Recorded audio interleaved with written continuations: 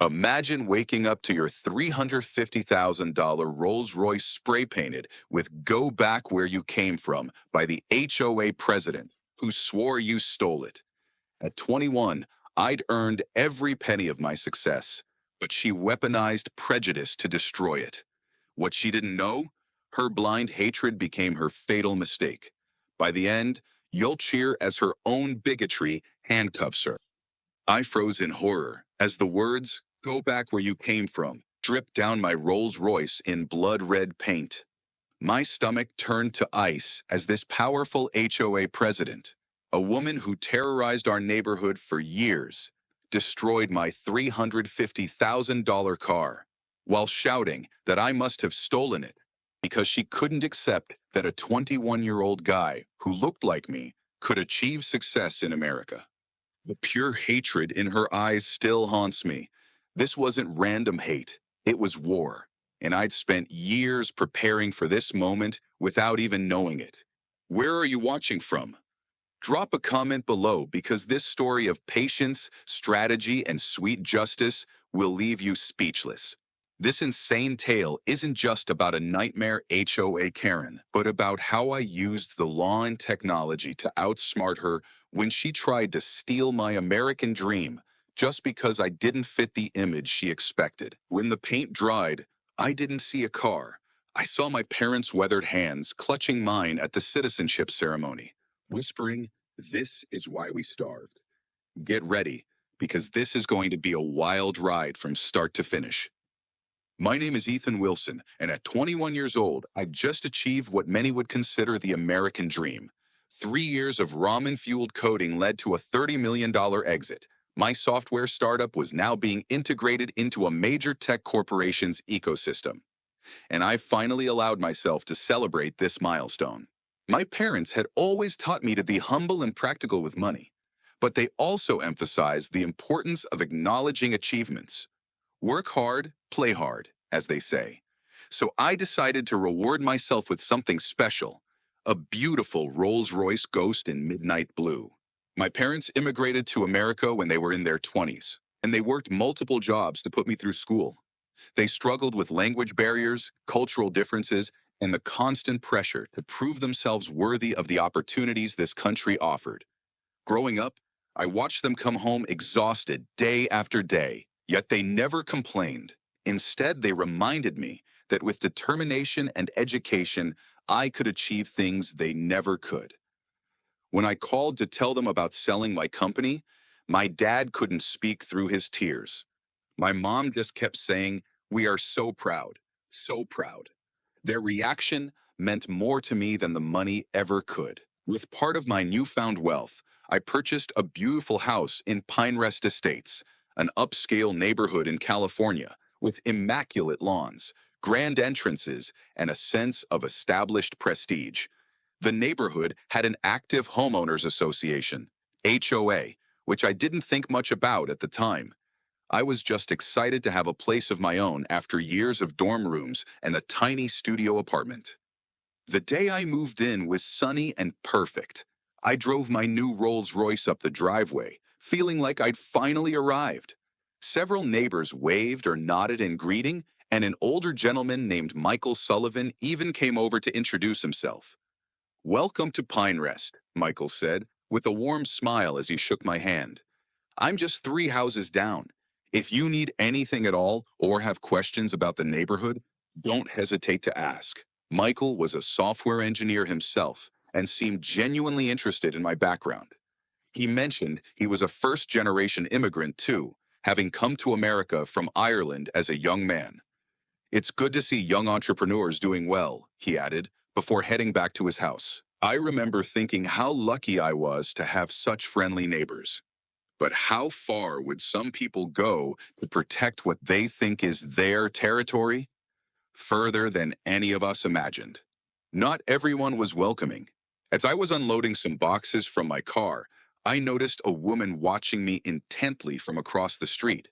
She was in her late 50s with perfectly coiffed blonde hair, designer sunglasses, and an expression that could only be described as suspicious.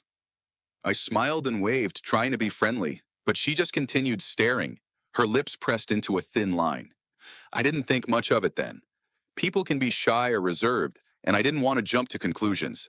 Later that evening, as I was parking my Rolls-Royce in the driveway, after picking up some groceries, the same woman approached me with quick, determined steps. Her posture was rigid, her chin lifted with an air of authority that suggested she was used to people listening when she spoke. "Excuse me," she said, her voice sharp as she looked me up and down. "What exactly are you doing here?" The emphasis she placed on you made it clear this wasn't just a friendly neighbor introducing herself. I was taken aback, but kept my composure. "I'm Ethan Wilson," I replied with a smile, extending my hand. "I just moved in today. I'm the new owner." My hand remained suspended in the air as she ignored it, her gaze shifting pointedly to my car and then back to me. "And I suppose this is the actual homeowner's car that you're driving?" she asked with a skeptical raise of her eyebrow. The implication was clear as day. She didn't believe someone like me could own a home in this neighborhood, let alone a luxury vehicle. I felt a familiar twinge in my chest, the same feeling I'd experienced many times growing up, whenever someone assumed limitations on me because of how I looked. "Actually," I replied, keeping my voice steady despite the rising frustration, "both the house and car are mine. I just purchased them." I could have explained my success, detailed my company's acquisition, or defended my right to be there, but I shouldn't have had to. My ownership of my property wasn't up for debate or approval. She let out a short, disbelieving laugh. "Well, in this neighborhood, we have certain standards. It's interesting to see what kind of people are moving in these days." With that, she turned and walked away, her designer heels clicking on the pavement like a countdown to trouble. I watched her go, a knot forming in my stomach. I dealt with prejudice before, but I had hoped, perhaps naively, that my success would shield me from such encounters in my own home. Ever been told you don't belong? That smirk when you prove them wrong? This was about to become my moment. That night, I sat on my mostly empty patio, looking out at the manicured landscape of Pine Rest Estates. The excitement of my move-in day had been tainted by that brief interaction. I didn't even know her name yet, but I had the sinking feeling that this woman was going to be a problem. Little did I know just how much of a problem she would become, or that this was just the beginning of what would turn into an all-out war for my right to exist peacefully in a space I had rightfully earned. The problem started almost immediately after my encounter with the woman, whom I soon learned was Barbara Thompson, the HOA president, no less. 2 violations later, I realized this wasn't policy, it was personal. Within 3 days of moving in, I received my first violation notice slipped under my door. According to the letter, my Rolls-Royce was not in keeping with the aesthetic standards of the community and needed to be parked in the garage at all times. I checked the HOA bylaws carefully. There was nothing specifically prohibiting luxury vehicles from being parked in driveways. Other neighbors had Mercedes, BMWs, and even a Bentley visible from the street. The difference, it seemed, was who owned them. Barbara was a widow in her late 50s who had inherited significant wealth from her late husband. She'd been HOA president for 5 years running, and according to my neighbor Michael, she ran the community like her personal fiefdom. She had been a real estate broker before becoming a full-time housewife and HOA enforcer. She campaigned for president, promising to maintain neighborhood standards. Michael explained with air quotes and an eye roll. What she meant was keeping out anyone who doesn't fit her idea of belongs here. I decided to handle the situation diplomatically at first. I wrote a polite response citing the HOA regulations, pointing out that my vehicle complied with all written rules. Instead of backing down, Barbara escalated. Within a week, I received 3 more violation notices. My trash cans were allegedly 2 inches out of the designated area. The curtains visible from my front windows were non-conforming colors. My lawn, which had been professionally maintained by the previous owner's service, whom I continued to employ, suddenly had excessive growth in one corner. Each violation came with a warning of potential fines. This wasn't just about rules. It was targeted harassment. I began to document everything, taking photos of my property daily, saving all notices, and keeping detailed records of every interaction.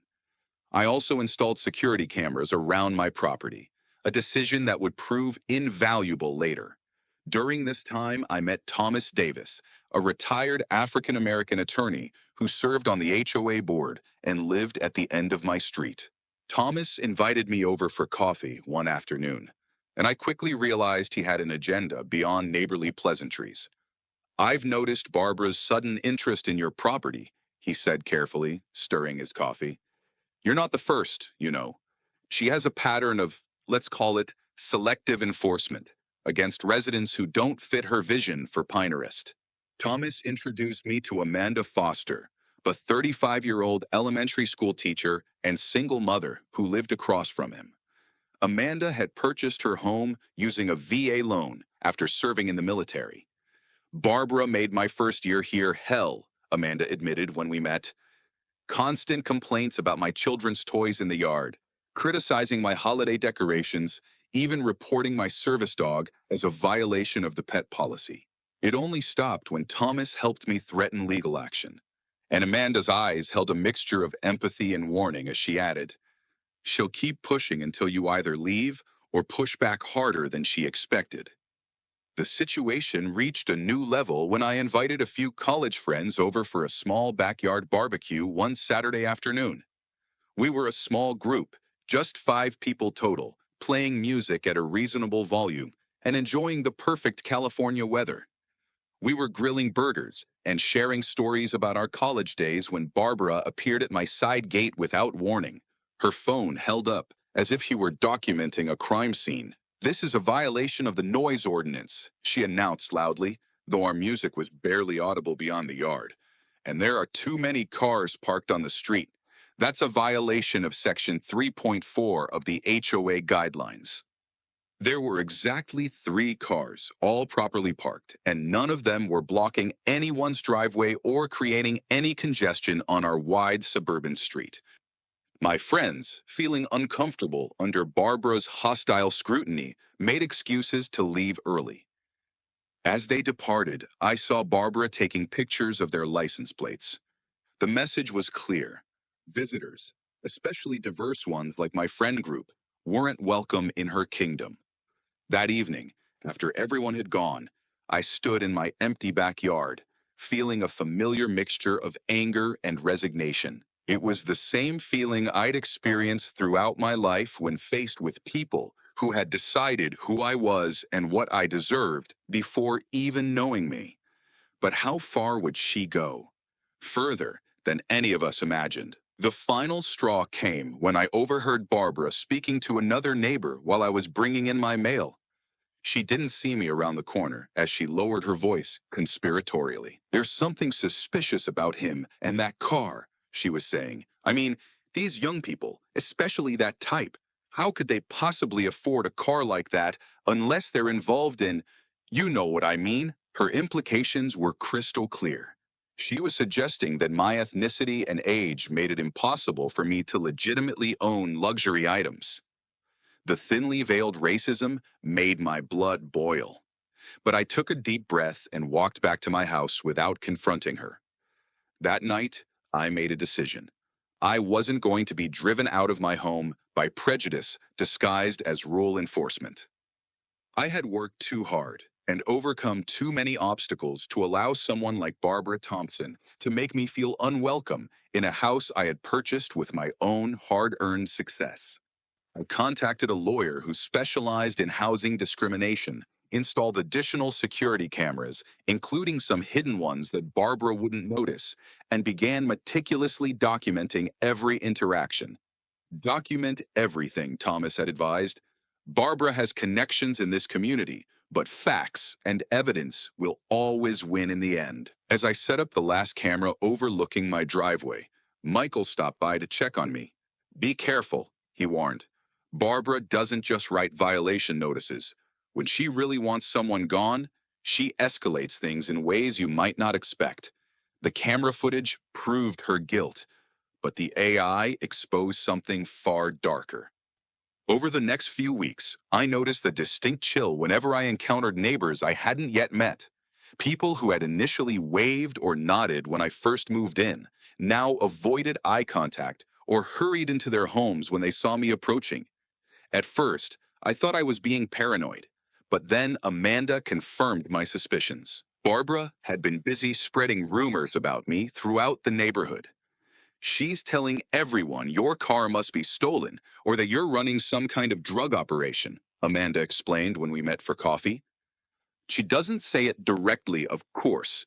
She uses phrases like unusual income sources and suspicious late night activities, but the implication is clear.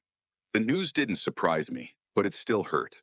I had spent my entire life working to defy stereotypes, only to have my character assassinated by someone who knew nothing about me beyond my age and ethnicity.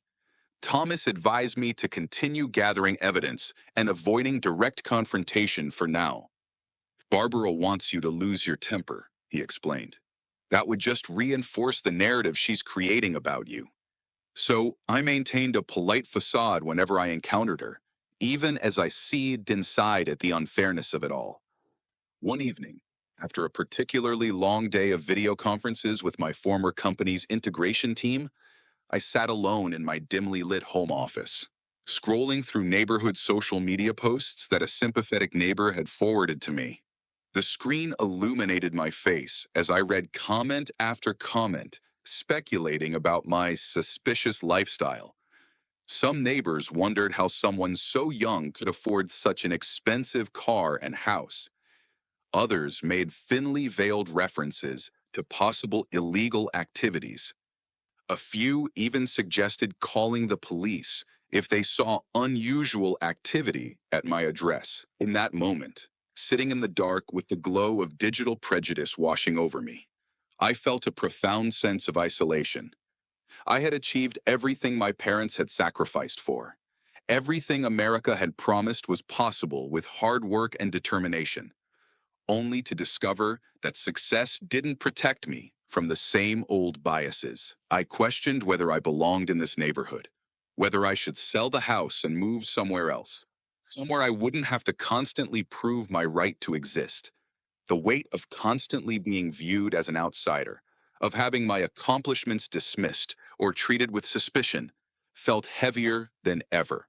The next morning, I was reviewing my security camera footage when I noticed something disturbing. One of my cameras, positioned to monitor my driveway and Rolls-Royce, had been physically moved to point at the sky instead. I checked the previous day's footage and saw Barbara approaching the camera, looking around furtively before reaching up to adjust its angle. This wasn't just harassment anymore. This was trespassing and tampering with my property. I immediately checked my car for damage, and finding none felt a momentary relief. But the violation of my property and privacy shook me. Barbara had crossed the line, moving from passive-aggressive notes and rumors to actively interfering with my security system. I called Thomas right away to update him on this development. This is actually good news, Thomas said, surprising me. She's escalating because you're not reacting the way she wants. You haven't lost your cool or moved away, and now she's broken the law in a way that's clearly documented. Keep backing up that footage. Later that day, I was working in my front yard, planting some new flowers to brighten up the entrance, when I noticed Barbara parked across the street in her Mercedes SUV. She wasn't even pretending not to watch me. She sat there with sunglasses on, occasionally lifting her phone as if taking pictures. I decided to approach her car, maintaining my composure despite my racing heart. "Good afternoon, Mrs. Thompson," I said, keeping my voice friendly and calm. "Is there something I can help you with?" I knew she was watching me, and I wanted to give her the opportunity to explain herself, or at least make her uncomfortable enough to leave. She lowered her sunglasses slightly, her eyes cold. "People like you don't belong here," she said without preamble. "I'm just making sure our neighborhood stays safe." The emphasis she placed on safe made it clear what she really meant. She saw me as a threat simply because of who I was. I maintained my smile, though it took considerable effort. I understand you moved my security camera yesterday, I said, keeping my voice even. I'd appreciate it if you'd stay off my property. That's trespassing, you know. I watched her expression change from smugness to momentary alarm as she realized I had evidence of her actions. I don't know what you're talking about, she replied, her voice rising slightly. But I'll tell you this, you'll regret moving to Pinterest. I can make things very difficult for people who don't fit in. With that, she started her engine and drove away, leaving me standing on the sidewalk with my heart pounding in my chest. That confrontation solidified my resolve.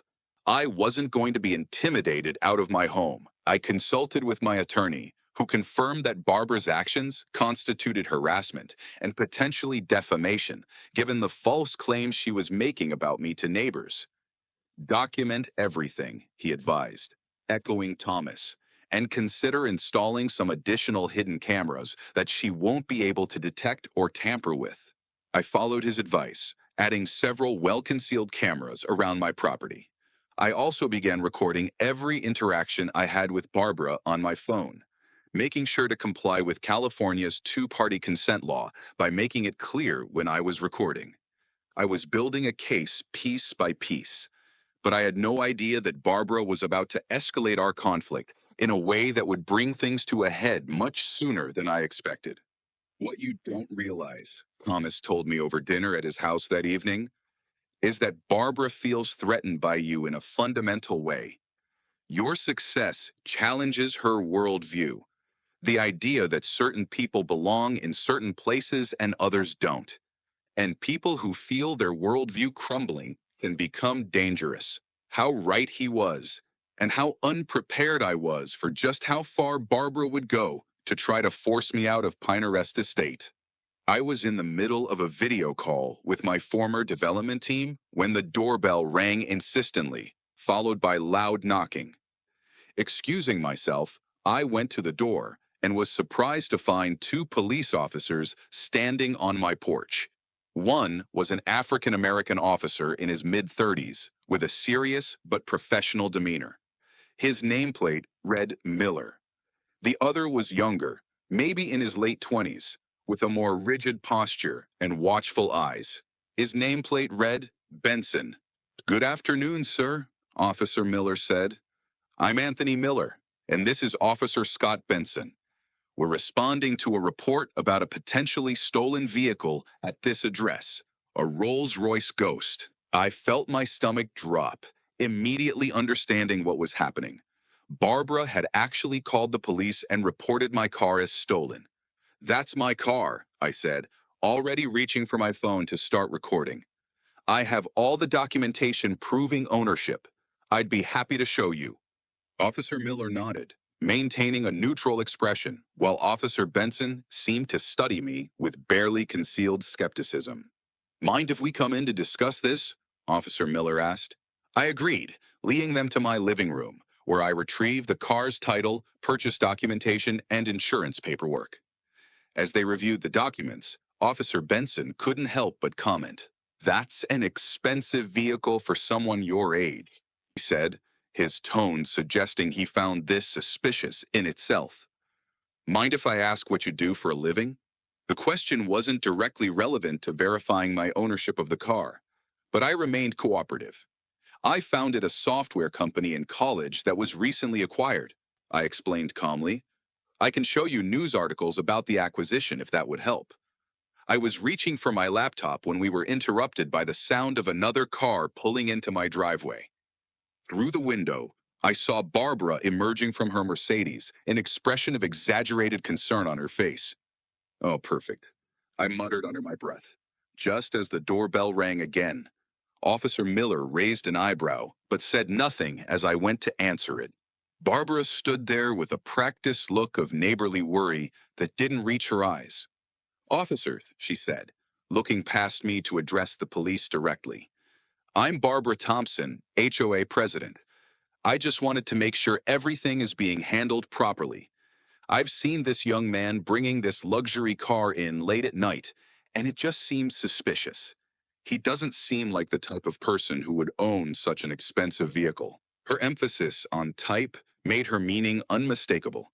Officer Benson's posture changed subtly, becoming more alert, while Officer Miller's expression remained carefully neutral. "We're in the middle of verifying ownership, ma'am," Officer Miller replied professionally.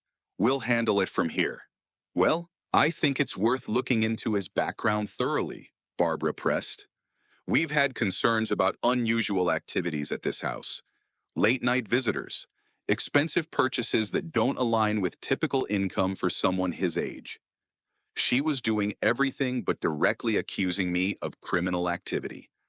I felt a surge of anger, but kept my voice steady. "Officers, everything I own was purchased legally through my own hard work. Mrs. Thompson has been harassing me since I moved in because she doesn't think I belong in this neighborhood. I have documentation for everything, including video evidence of Mrs. Thompson trespassing on my property and tampering with my security cameras." I gestured to my laptop. "I'm happy to show you that as well." Miller's flashlight glared at my paperwork like it held secrets. "Says here you paid cash," he said. His partner's hand hovered near his cuffs. I tasted bile until the radio crackled. "Unit 47, we've got security footage from the suspect's residence." Barbara's face flooded the screen, and her sneer became my salvation. Officer Miller completed his review of my car documentation and handed it back to me. "These papers appear to be in order," he said. "Mr. Wilson, thank you for your cooperation. Just to confirm, the vehicle identification number matches what's on the title." He turned to Barbara. "Mrs. Thompson, filing a false police report is a serious offense. We'll need to follow up with you about the specific allegations you made when reporting this vehicle." Barbara's confident expression faltered slightly. "I was just being vigilant as HOA president," she insisted. "Better safe than sorry when it comes to potential criminal activity in our neighborhood." The implication that I was a criminal simply for owning an expensive car while being young and non-white hung in the air between us. Officer Miller handed me his card. "If you continue to experience harassment, please don't hesitate to contact me directly," he said, his tone carefully professional, but with an undertone I couldn't quite identify. "We've been looking into several complaints in this area recently." This last comment seemed directed at Barbara rather than me, and I noticed her eyes narrow slightly in response. After the officers left, with Barbara following close behind, I sat down on my couch, heart racing despite the relatively peaceful resolution. The confrontation had been brief, but the humiliation of having police called to my home over a car I had rightfully purchased stung deeply. I was about to call Thomas to update him when something caught my eye through the window, a flash of movement near my car.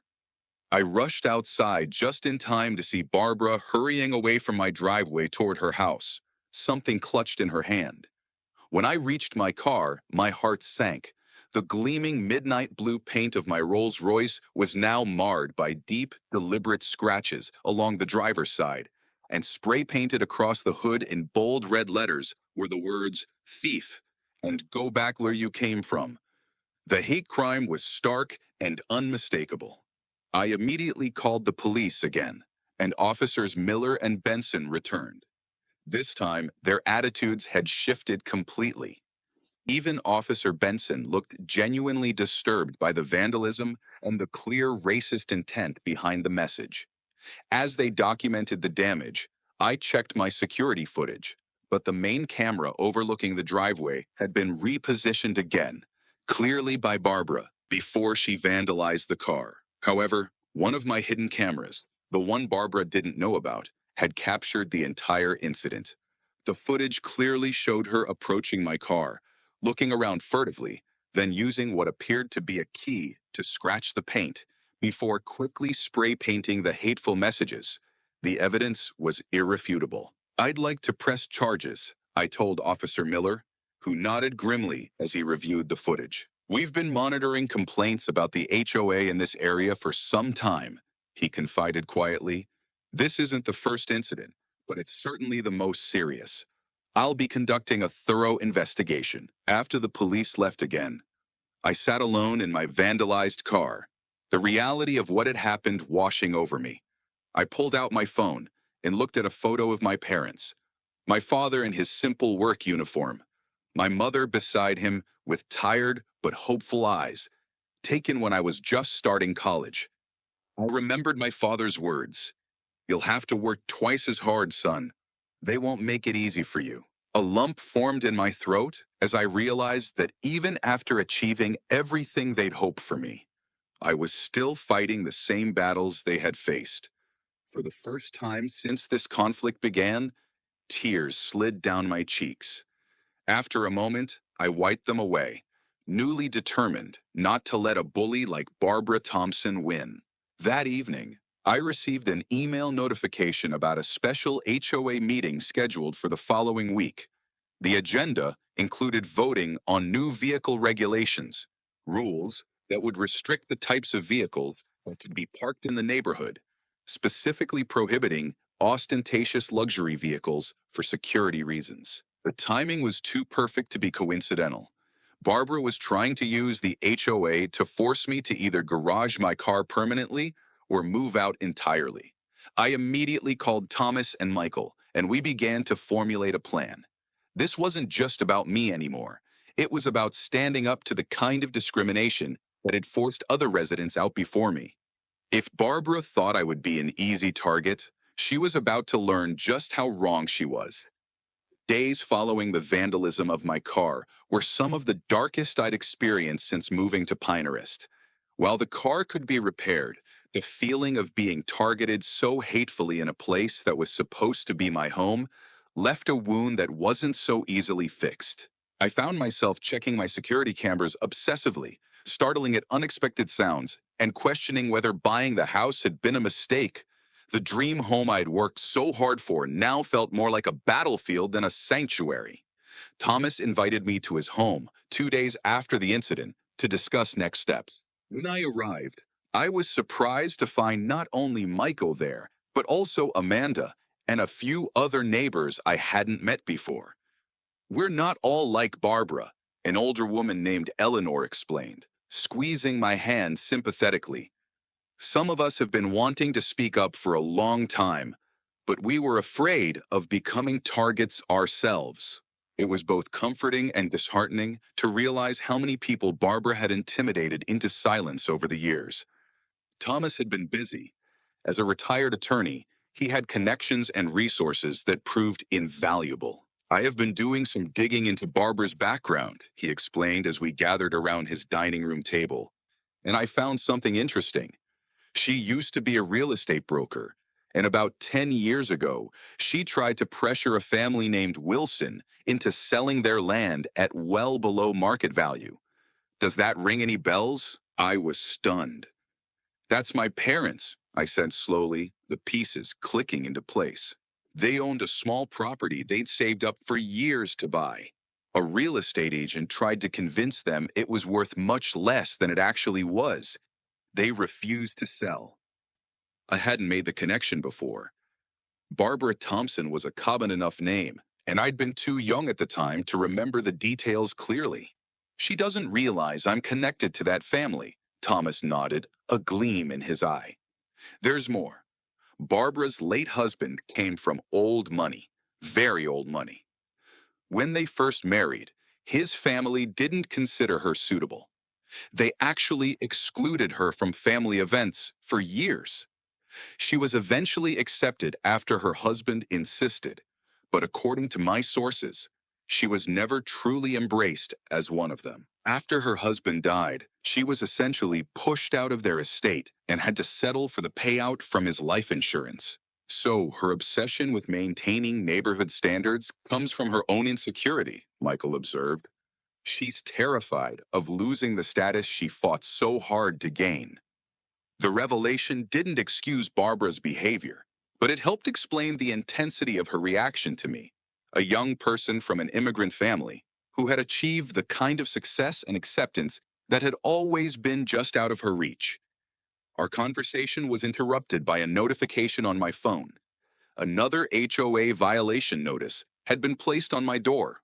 This one claiming my landscaping violated community standards, despite my yard being maintained by the same professional service most of my neighbors used. When I checked my security app, I saw Barbara standing at my front door, envelope in hand, a satisfied smirk on her face as she took photos of my property. She's escalating because she's scared, Thomas said, watching the footage over my shoulder. Your presence challenges everything she thinks she knows about who deserves success. And now, with the police investigating her for vandalism and potentially a hate crime, she's desperate to use what power she has left, the HOA, to force you out before things get worse for her. I felt a surge of anger watching Barbara's smug expression as she photographed my home, looking for imaginary violations. I've been patient. I've documented everything, but I'm tired of just reacting to her attacks, I said, my voice tight with frustration. It's time to be proactive. That's when our counterattack plan began to take shape. Thomas, with his legal background, outlined a strategy that would use Barbara's own tactics against her, but legally and with irrefutable evidence. Michael, with his technical expertise, helped me design an enhanced security system that would not only protect my property, but also gather evidence in a way that Barbara couldn't interfere with. We need more than just video footage, Michael explained. Barbara's been careful to use coded language when talking about you to others. Nothing explicitly racist that could be easily proven as discrimination.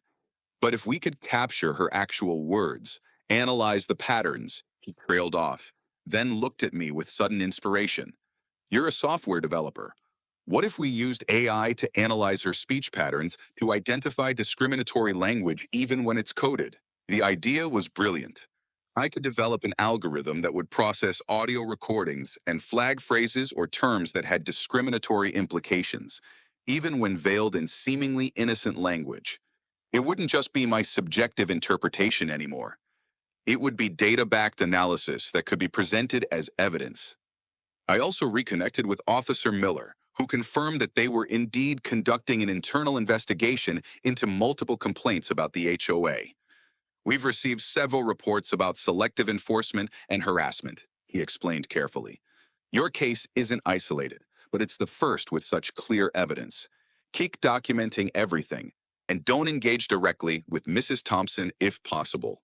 Armed with this knowledge and a renewed sense of purpose, I began implementing our plan. I installed additional hidden cameras with enhanced audio capabilities around my property. I developed a sophisticated monitoring app that can send instant alerts to Officer Miller if any suspicious activity was detected. And I began working on the AI analysis tool that would parse through Barbara's language for patterns of discrimination. The most challenging part of our strategy was still ahead. The HOA meeting where Barbara planned to introduce her new vehicle regulations. We knew she would use every trick at her disposal to get her proposal passed, potentially forcing me to either hide my car or move out.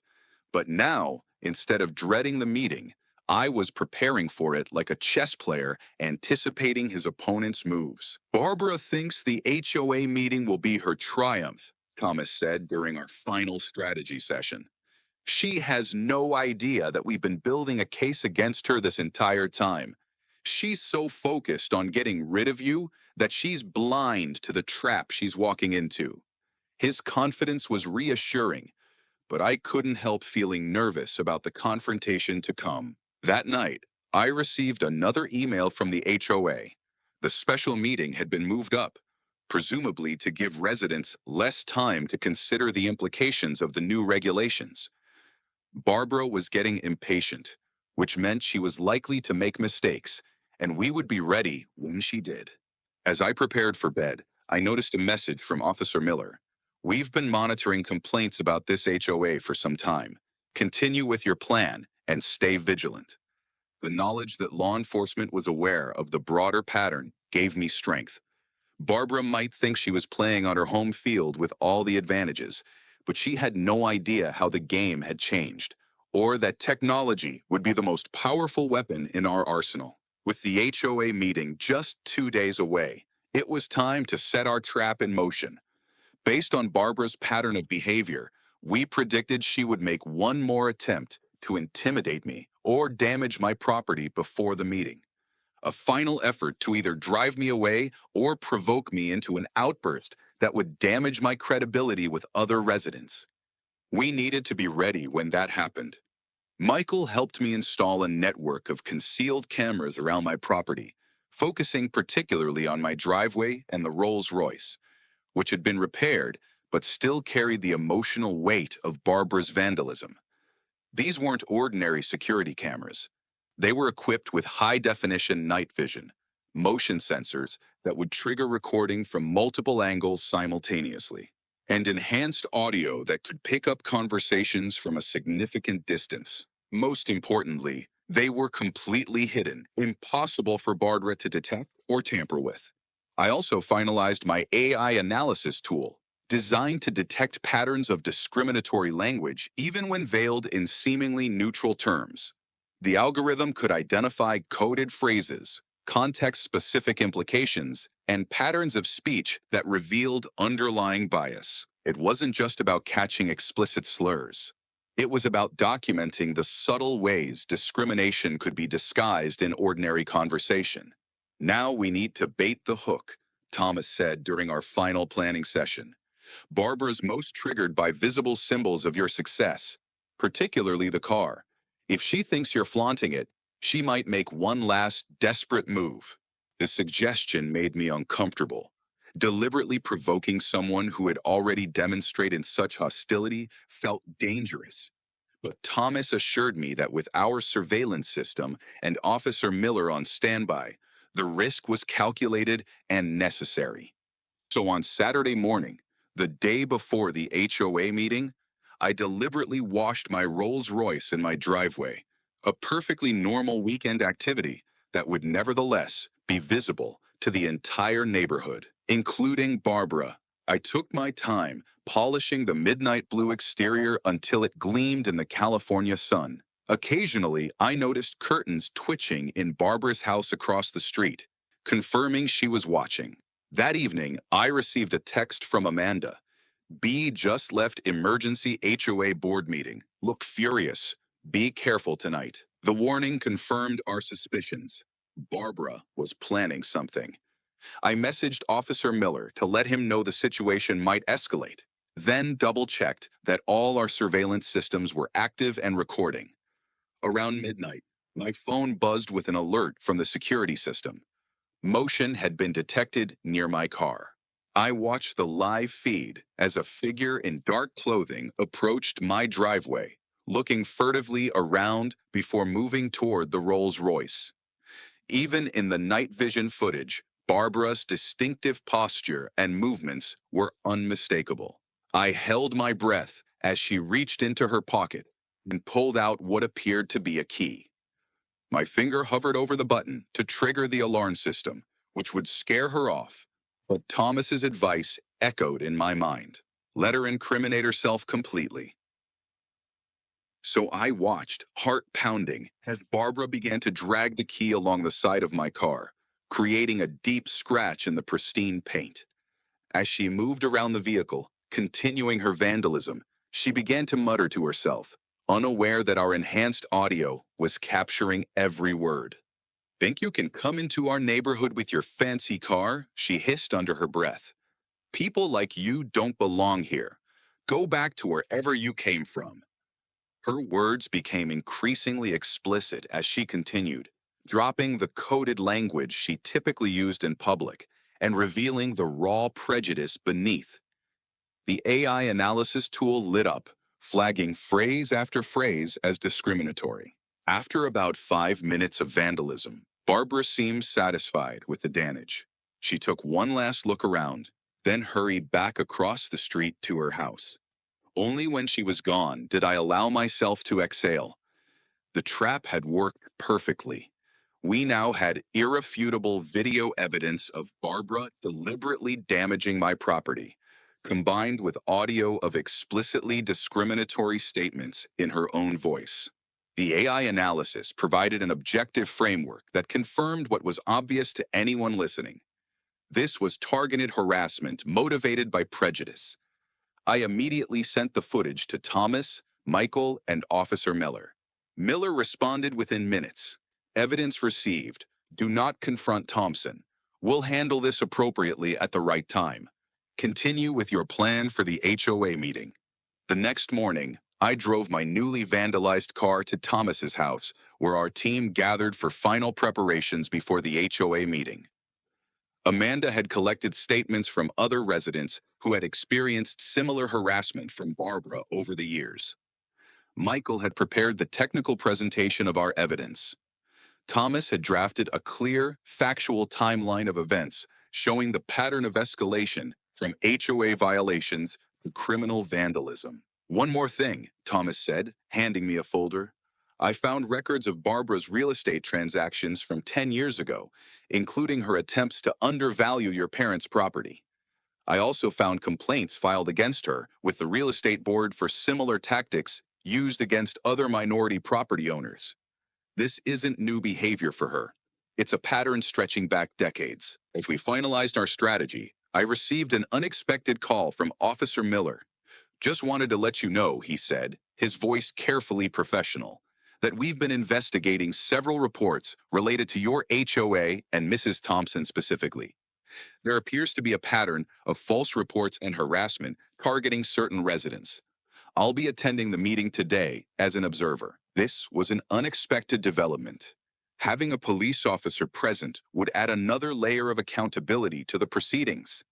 The HOA meeting was scheduled for 3 p.m. in the community center. As we drove there, I couldn't help noticing that my newly vandalized Rolls-Royce was attracting sympathetic looks from neighbors. A stark contrast to the suspicious glances I'd received when I first moved in. Word had clearly spread about what was happening, and the tide of public opinion seemed to be shifting. The community center was packed by the time we arrived. Barbara stood at the front of the room, looking confident and composed in an expensive suit, shuffling through papers at the podium. She barely glanced up as I entered, though a slight tightening of her lips indicated she'd noticed my presence.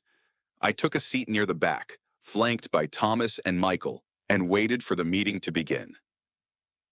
Barbara called the meeting to order with practiced authority, welcoming everyone and moving quickly through routine business before arriving at the main agenda item, the proposed new vehicle regulations. As many of you know, she began, her voice carrying clearly through the room, Pine Rest Estates has always maintained certain standards of community aesthetics. Recently, we've seen an influx of, shall we say, ostentatious vehicles that create security concerns and disrupt the harmonious visual environment we've worked so hard to maintain. She proceeded to outline the proposed regulations, which would prohibit vehicles exceeding certain value thresholds from being parked visibly on properties or streets.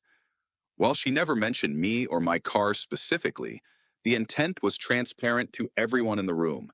She even referenced the recent incident involving a reportedly stolen luxury vehicle as evidence of the security risks such cars presented to the community. As Barbara concluded her presentation and called for a vote, I stood up and politely raised my hand. Before we vote, I said, keeping my voice calm and professional, I believe there's some relevant information the community should be aware of. And I'd also like to mention that everything being presented is currently being live streamed to social media. I saw Barbara's expression shift from confidence to confusion, then to the first flickers of alarm. Mr. Wilson, this isn't the appropriate time for, Barbara began, but Thomas cut her off. As a board member, I believe all residents have the right to present relevant information before a vote, he said firmly, especially when that information directly pertains to the motivation behind the proposed regulations. With a nod from Thomas, I stepped to the front of the room, connecting my laptop to the projector. I'd like to show you all something, I said, meeting Barbara's increasingly panicked gaze, and then I think we'll all understand exactly why these new regulations are being proposed. With that, I pressed play, and Barbara's carefully constructed facade began to crumble before everyone's eyes. The community center fell silent as the video began playing on the large projection screen. The crystal-clear footage showed Barbara Thompson approaching my car in the darkness, key in hand, deliberately scratching the paint while muttering a stream of prejudiced comments about my ethnicity, age, and perceived unworthiness of success. The AI analysis tool highlighted and categorized her statements in real time, objectively demonstrating the discriminatory nature of her words, without requiring interpretation. Gasps and murmurs rippled through the crowd as the evidence unfolded. Barbara stood frozen at the podium, her face draining of color as her private actions and unfiltered thoughts were exposed to the entire community. When I paused the video, the silence was deafening until I broke it with a revelation that sent shockwaves through the room. Mrs. Thompson, do you remember a family named Wilson that you tried to pressure into selling their land below market value about 10 years ago? I asked, my voice steady, despite the emotion welling inside me. The immigrant family you told would never get a better offer because people like them didn't understand real estate. That was my parents. They didn't sell because they promised me that one day I would prove my worth in this country. They worked multiple jobs, saved every penny, and put me through college so I could build something meaningful. Barbara's expression shifted from shock to indignation. This is absurd, she spluttered, her composure cracking. You're manipulating this footage to frame me. I was simply inspecting suspicious activity around a vehicle that doesn't belong in our neighborhood. Her defensive response only dug her deeper into the hole she'd created. Thomas stood up, the folder of documents in hand. We have records of your real estate transactions, Barbara, including multiple complaints filed against you for similar tactics used against minority property owners. This isn't new behavior. It's a pattern stretching back decades. He began distributing copies of the complaints to board members, each one detailing similar instances of discrimination, thinly veiled as professional conduct.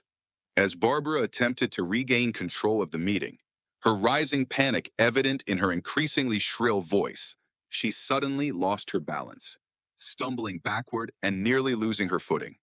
In a moment that would later become infamous on social media, her carefully styled blonde wig shifted awkwardly to the side, revealing her natural gray hair beneath. The unexpected mishap broke the tension in the room, causing several residents to gasp and then, inevitably, a few suppressed chuckles. It was at this precise moment of chaos that Officers Miller and Benson entered the community center, their timing so perfect it almost seemed choreographed. Officer Miller approached the front of the room with measured steps, his expression professional but determined. Barbara Thompson, he announced, his voice cutting through the murmurs. We've been investigating multiple reports of false police reports, harassment, and property damage targeting residents of this community. Based on new evidence that has come to light, including the footage just presented, I'm placing you under arrest for criminal vandalism, filing false police reports, and potential hate crime charges pending further investigation. Barbara's face contorted with rage and disbelief. This is ridiculous. I'm the victim here. This, this foreigner comes into our community with his suspicious wealth, and suddenly I'm the criminal? Her mask had completely slipped now, revealing the raw prejudice beneath as she gestured wildly toward me. People like him don't belong here. Can't you see that? Her outburst, captured by dozens of phone cameras now recording the scene, only cemented the case against her. As Officer Benson began reading Barbara her rights, she attempted to leave, only to be gently but firmly restrained. The community watched in stunned silence as their longtime HOA president was escorted from the building in handcuffs, her carefully cultivated image of respectability shattered beyond repair. Once Barbara had been removed, Thomas took control of the meeting with a calm authority that immediately settled the room. I think it's clear that the proposed vehicle regulations were motivated by personal bias rather than community benefit, he said. I move that we table this proposal indefinitely and instead focus on establishing new guidelines for HOA governance that ensure equitable treatment of all residents. The motion passed unanimously. Then, in a spontaneous show of support that caught me completely off guard, Amanda proposed an emergency election to replace Barbara as HOA president. Thomas was nominated and elected by acclamation. His legal background and demonstrated commitment to fairness, making him the obvious choice to help the community heal and reform. As the formal meeting concluded, I found myself surrounded by neighbors I had barely spoken to before, many offering apologies for not speaking up sooner or admitting they had initially believed some of Barbara's insinuations about me. An elderly couple approached, the woman's eyes filled with tears. "We were planning to move," she confessed, squeezing her husband's hand. "The way Barbara treated our grandchildren when they visited, always complaining about noise, sending violation notices if their toys were left in the yard for even an hour. We didn't feel welcome anymore. But seeing you stand up to her gives us hope that things can change. Thank you for staying and fighting." Officer Miller pulled me aside before leaving. "This case will likely result in serious consequences for Mrs. Thompson," he explained. "The evidence of targeted harassment is overwhelming, and when combined with the property damage and false police reports, she's facing potential jail time. The district attorney is also looking into bringing hate crime charges based on the clear biased motivation." He paused, then added more personally, "For what it's worth, I'm sorry you had to experience this in a place that should have been your home." In the days that followed, the story spread beyond our neighborhood. Local news outlets picked up the dramatic tale of discrimination, vandalism, and justice, featuring interviews with residents who shared similar experiences with Barbara over the years. Social media exploded with clips from the meeting, particularly the moment of Barbara's wig mishap, followed by her mask-dropping outburst, a visual metaphor so perfect it almost seems scripted. Thomas, as the new HOA president, immediately began implementing reforms to ensure transparency and fairness in community governance. He established an ethics committee composed of diverse residents to review complaints and violations, ensuring no single person could use the HOA as a weapon of personal prejudice again. The previously rubber-stamped board became engaged and accountable, with open meetings and clear documentation of all decisions. As for Barbara, she faced the full consequences of her actions. The criminal charges resulted in a plea deal that included community service, significant restitution payments, and mandatory anti-bias training. The publicity surrounding the case destroyed her social standing in the community, and within months, her house was on the market. The real estate board also reopened investigations into her past conduct, leading to the permanent revocation of her broker's license. As they cuffed her, I almost pitied her. A woman so hollow, she built her worth on hating others. I decided to channel my experience into something positive. Using part of my software fortune, I established a foundation to support young entrepreneurs from minority backgrounds, providing mentorship, technical resources, and seed funding to help them overcome the barriers I had faced. The first major donation came, surprisingly, from a collective of Pine Rest residents who wanted to make amends for allowing discrimination to flourish in their community for so long. My repaired Rolls-Royce remained parked proudly in my driveway, no longer a target of vandalism, but a symbol of perseverance and justice. Occasionally, I would catch a neighbor admiring it, and instead of suspicious glances, I now received smiles and waves. Pinarest Estates had transformed from a battlefield into the home I had originally hoped for, proving that sometimes standing your ground against prejudice can change not just your own circumstances, but an entire community. So that's the story of how my Rolls-Royce, the very thing Barbara Thompson tried to use to drive me away, became the instrument that exposed her true nature. Sometimes success truly is the sweetest revenge, But the most important lesson I learned: never let anyone else's fear define your worth. Never park your Rolls-Royce without security cameras. That Rolls still sits in my driveway, now with a custom plate, Karen Slay. Drop a comment below if you've ever encountered a Karen like this, and don't forget to subscribe. Next week, I take down a racist landlord.